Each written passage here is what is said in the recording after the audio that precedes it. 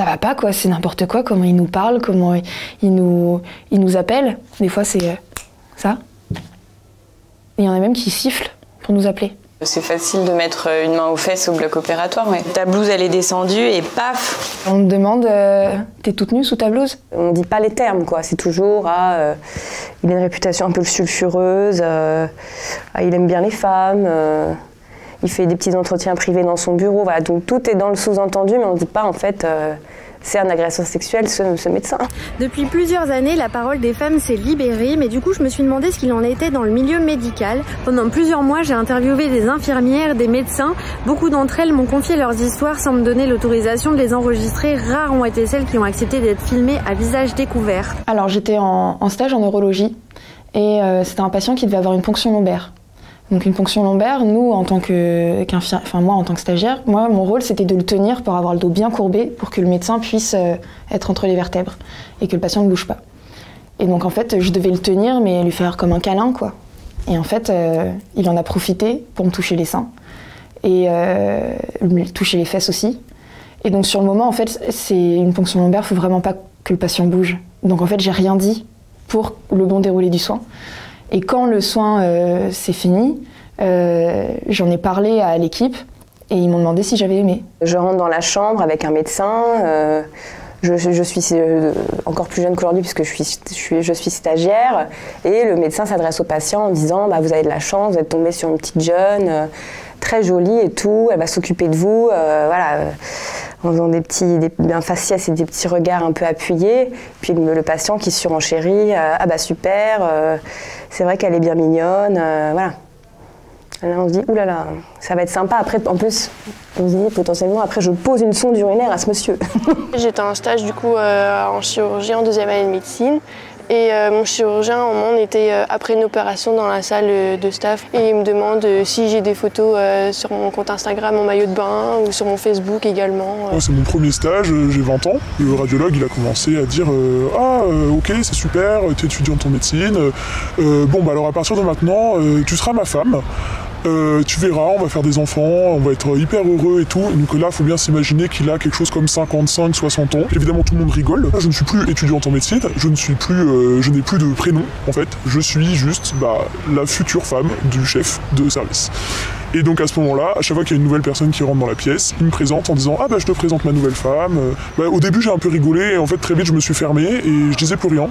Et là, il y a un des internes qui m'a sorti en fait de cette mouise, sans pour autant dire haut et fort « je ne suis pas d'accord avec ce qui est en train de se passer », mais il m'a dit « tiens, viens là, je vais t'expliquer la thrombectomie ».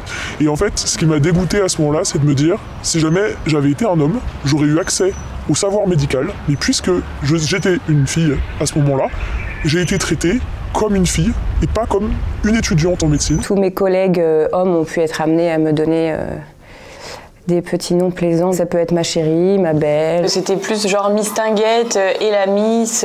Mon poussin, ma chérie, chouchou, ma poulette, ma bichette, ma belle.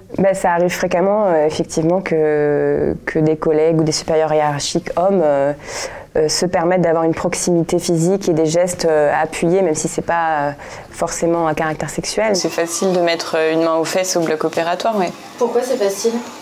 Parce qu'on est tous collés les uns aux autres et puis ah bah tiens ta blouse elle est descendue et paf. J'ai déjà eu un chirurgien qui posait comme question est-ce que c'est bon au lit avec toi, est-ce que toi tu sais faire du bien à un homme. Il posait ça pendant le bloc et toi t'as 21 ans, 20 ans, tu sais pas trop quoi répondre, t'es un peu impressionné, t'as peur qu'on t'invalide ton stage. Moi en chirurgie digestive, j'ai eu un chirurgien qui a palper les seins d'une patiente alors qu'elle était endormie et qui avait aucune indication à lui palper les seins, juste pour dire qu'elle avait de gros seins et que c'était joli et que c'était sympa. En chirurgie gynécologique, on m'a proposé de faire des touchés vaginaux à des patientes qui étaient sous anesthésie générale alors qu'il n'y avait pas non plus d'indication à les faire. On me demande t'es toute nue sous ta blouse? Je leur répondais que non, j'avais des bas de contention et un débardeur, comme la plupart des infirmières, parce que les infirmières nues sous leur blouse, C'est dans les films porno, quoi. Bah, il a pu arriver du coup qu'on me demande bah, voilà, quelle taille de bonnet j'avais sous ma blouse. Si jamais on relève ce type de blagues sexistes ou de commentaires à caractère sexuel, les médecins vont s'en défendre potentiellement avec l'invocation de cette culture carabine. Parce que carabin, c'est devenu le terme par lequel on désigne des étudiants en médecine.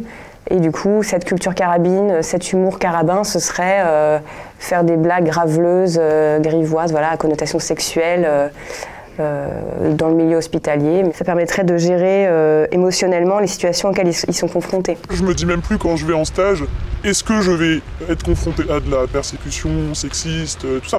Je me dis juste quand est-ce que ça va arriver. Je sais qu'il y a un moment, je vais y être confronté. Et ça peut venir de à peu près n'importe qui, n'importe quand. La solution va être vite de nous écarter, nous, que plutôt que de se dire on va remettre en cause un chef de service qui quand même est enseignant, produit tel et tel articles. Moi j'ai peur que si jamais je suis à visage découvert, j'ai peur qu'on me prenne en grippe en fait en stage et qu'on me fasse passer 1 mois et demi de l'enfer à me demander des tâches ingrates, à me parler mal, à me dénigrer, à me rabaisser. T'arrives à une période en fait de ce siècle où tu peux parler, mais tu peux t'exprimer, mais il y aura des conséquences, peut-être. C'est un secteur où il y a beaucoup de femmes, où c'est extrêmement féminisé. On est en majorité, donc si justement on s'organise, qu'on est solidaire et qu'on arrive à faire un espèce de front commun, on va y arriver, quoi. Il y a un moment donné, vous allez plus avoir ce monopole. En fait, je me suis dit, je vais pas les laisser gagner, je vais continuer. Et puis, je suis arrivée au bout. Enfin, là, j'ai encore un stage de 10 semaines, là. Mais ensuite, je serai au bout et je serai fière de moi d'avoir réussi à finir ce parcours un peu compliqué. Mais oui, j'ai toujours envie d'être infirmière. C'est un très beau métier et il y a besoin de gens comme nous.